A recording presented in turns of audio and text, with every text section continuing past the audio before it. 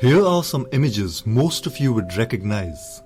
Can you guess the profession common to all these personalities? All these people taught at some point in their lives.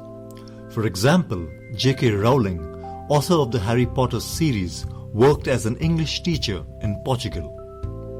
In this session, I'm going to talk about the role of a primary school teacher.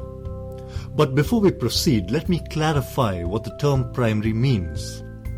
Primary or elementary education focuses on children in the age group of 4 to 11 years. Thus, a major goal of primary education is achieving basic literacy and numeracy. If you think about it, this role offers you the opportunity to give young children the best possible start in life.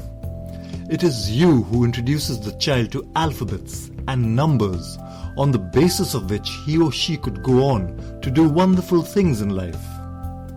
So what subjects does a primary school teacher teach? In lower primary classes, the teacher may teach all subjects except second languages.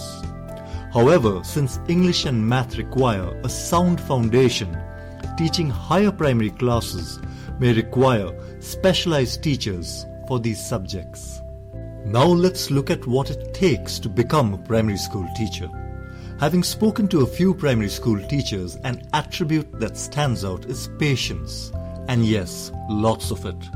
So imagine a classroom filled with children in the age group of 4 to 11 years. There is a lot happening in this class. Children love to talk about their joys and sorrows, so a good teacher will be a patient listener. Students have different learning capabilities, so time needs to be devoted to weaker learners. Then of course there is the teaching aspect. The teacher needs to instill discipline and capture the attention of the class. And what about educational qualifications? Having completed your secondary education or metric, you could get a degree from university or diploma. Some of the degrees offered in this field are BA, BSc or B.Ed. Then there are degrees that specialize in primary school education, such as the B. Prime-Ed. Some schools also require a teaching certificate in addition to a degree or diploma. Getting a degree or diploma can take between 3 to 4 years. Many of these programs include internships in their curriculum, which is a good opportunity for hands-on teaching experience. Experience of working with young children through volunteering is also advised. So to summarize, you should like spending time with young children, want to work in the field of education, be able to relate to children and when needed, their parents. Be enthusiastic towards your subjects and also experimental in determining what works better in helping children learn. Now let's imagine you as a primary school teacher. What are some of the joys and challenges of your job? Let's start with the joys. The ability to make positive impressions is one factor that makes teaching so joyful. As a teacher, you will not be at a desk for long hours. Your stage is a classroom and your audience, your students. And this audience changes every year, which keeps things interesting and challenging.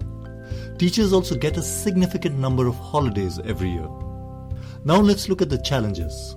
The majority of teachers we spoke to felt that their pay was on the lower side. Another factor that came up was the size of classes.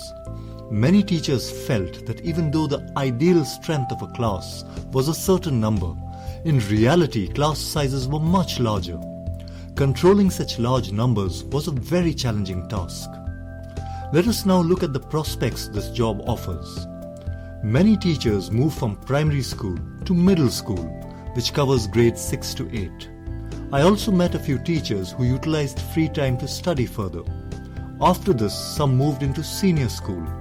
A few also moved into startup schools as principals. Some entrepreneurial teachers start their own schools. A few teachers also move into training roles in the private sector. But the vast majority do not see things this way. They claim that they love teaching, and this role is the best place they could be.